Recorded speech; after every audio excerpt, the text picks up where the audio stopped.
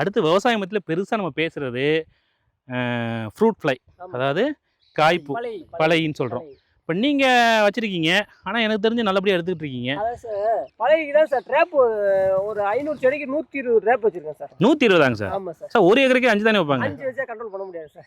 Control பண்ண முடியாது. 5 ஒரு ஏக்கருக்கு 4 இல்லை 5 தான். ரைட். அப்புறம் ரெண்டாவது வந்து வயலை வந்து சுத்தமாக வச்சுக்கணும். ரைட். பில்லு இல்லாத சுத்தமாக இப்போ வச்சுக்கணும். பழைய வந்துருச்சு, அந்த பழத்தை என்ன சார் பண்ணுவீங்க? அந்த பழைய வந்து இங்கே மண்ணில் போடக்கூடாதுங்க. ஏங்க சார், என்னங்க சார்? அது இருந்தால் தான் சார் மறுபடியும் உற்பத்தி ஆகி உற்பத்தி ஆகும். சூப்பர், அவள் தான். சொல்லுங்கள் சார், நீங்கள் சொல்லுங்கள் சார். இப்போ பழைய வந்துருச்சுங்க சார், தப்பி தவிர 2 கிலோ வந்துருச்சு. அதை எப்படி ப்ராப்பராக ரிமூவ் பண்ணுங்க சார்? முதல்ல பழைய தென்பட்ட உடனே அதை அப்புறப்படுத்திடுங்க.